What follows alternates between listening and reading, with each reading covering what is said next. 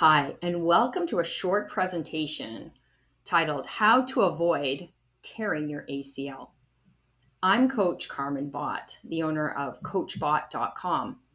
I've been a university level lecturer since 2006 in the kinesiology department. I teach exercise assessment and prescription, as well as growth and motor development. I've also been a practicing strength and conditioning specialist since 1999. So I have quite a bit of experience practically in the injury prevention side of things, as well as the rehabilitation and physical preparation side of things. However, I'm going to talk today about this whole notion of injury prevention. I hate to be the bearer of bad news. As much as there's some great marketing out there stating that injuries are preventable, we can't confidently claim this. So there is really no such thing as an injury prevention program. You're probably thinking, well, then what's the point? Well, we'll talk to you about the point. What we can do, or what we do have control of, is reducing injury risk. So I'm really just changing the language here. And today I'm going to talk about the current landscape of some of the programs that are available and who invented these programs and why the research behind these programs is flawed. Now, you might be wondering, what are these programs?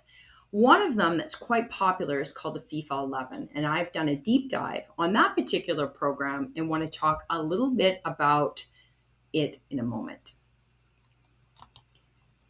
Now, as I mentioned, we can't necessarily prevent injuries, but what we do know is that programs that include strength training as well as plyometric training do a great job at preparing athletes for the physical demands of multi-directional invasive sport.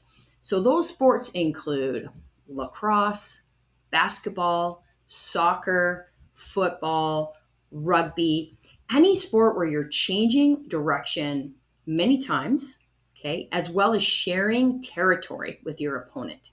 So that's the multi-directional invasive sport or sports.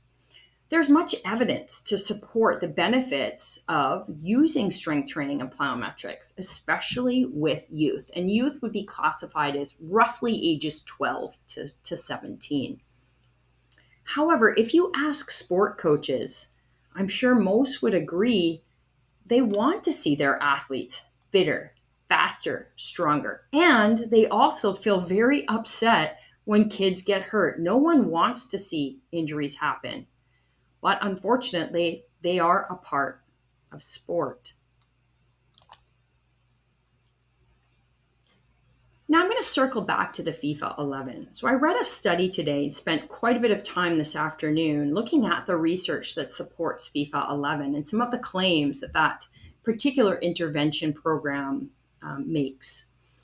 And then I went into the literature and looked at the reasons why some teams, many teams, don't adopt the FIFA 11 program. And it actually makes a lot of sense to me.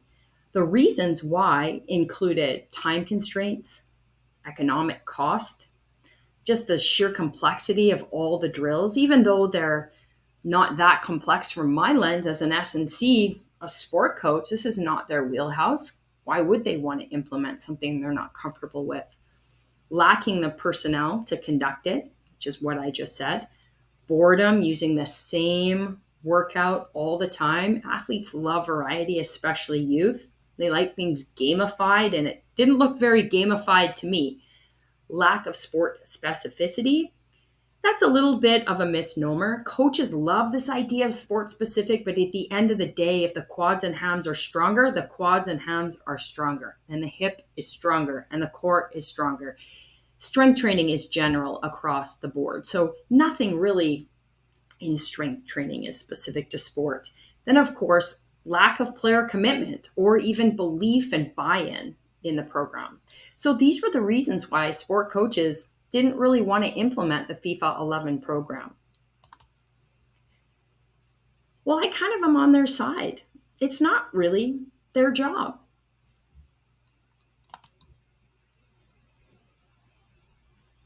As a performance coach or a strength and conditioning specialist, I've always played a supporting role to the head coach as that person that gets athletes physically prepared. It's my job to ensure athletes will meet the demands, hopefully exceed the demands of the sport they engage in. This is my life's work as I started at an early age, and I've had many successes along the way.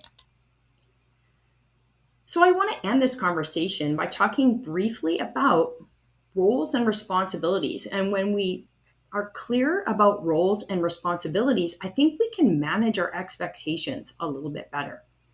This is a good time to highlight these. So let's look at the sport coach. What does the sport coach really have to do? They have to run practices and they have to administer games and manage games. A sport coach is responsible for technical and tactical development of the athletes. I don't have the expectation that my son's coach does his physical preparation. My expectation is that he goes to practice and he learns the sport that he's in love with and engaged upon. Well, what about me? What about the strength and conditioning specialist? Well, we are responsible for physical development. And at the elite levels, like at universities or in professional sport, every single team has a strength and conditioning specialist or a strength and conditioning coach. Sometimes many, like at a university setting, you might have a head strength and conditioning coach that's just in charge of football. And then you have more that are in charge of other sports. That would be the ideal. Okay. But even in youth sport, it's probably a good idea to find a strength and conditioning specialist that can help athletes develop physically. Now, what about therapists? What about physios, chiropractors? Well, those people generally are responsible if someone has an injury. So hopefully that doesn't happen, but we all know that it can. And so, of course, if it does, then the referral can be made to a physical therapist, a chiropractor, or an athletic therapist, and that injury can be rehabilitated. So those would be the three main roles. But you might be wondering, how does the parent fit into this whole equation? Well, in my mind, the parent's job is to get knowledgeable about this stuff, about what I just explained. They actually are the ones that should probably be putting together their child's performance enhancement team. I know this sounds absolutely silly and a little bit ridiculous, but if your child is playing sport at even a moderately high level and the demands are pretty high on their bodies, it's probably a good idea to have people that you can count on to help you and to help your child navigate the rigors of that activity. So as much as I'd love to say, things like FIFA11 prevent injuries, the studies are very, very flawed. I had a close look at even how the studies were conducted, and the design of the studies themselves was conducted poorly. Even though they had an intervention group and a treatment group, which means one group got the FIFA11 program, another group did not get the program. What they didn't do was match the two groups for baseline levels of things like strength and power and basically neuromuscular control, balance, and every other fitness parameter. So right off the hop, we're not really comparing an intervention, are we? Because if we can't standardize those two groups and match those two groups, then if one group improves, we can't really say that they improved because maybe their initial baseline levels were actually lower. So that would be my criticism of some of these programs. I'm not saying, don't do them, but I think I'm always of the mind of the best case scenario. And if you can find a strength and conditioning specialist that is certified, has a university degree, and is experienced, then they're your best bet as far as mitigating injury risk. So I guess those are my thoughts of solving the injury epidemic. I think the best way to solve it is to really highlight those roles and responsibilities. It's typically not the role and responsibility of a physical therapist to do strength and conditioning, it's typically not the role of a strength and conditioning coach to do early stage rehab. We might do late stage rehab when an athlete is pretty functional and ready to get back into the gym, and we would work together with the therapy team. But it's important that parents do understand that there are clear roles for each individual, and when we adhere to clear roles, then you get the best person for the job. So as I said, the solution doesn't lie in canned programs like the FIFA 11, and I am going to share something with you.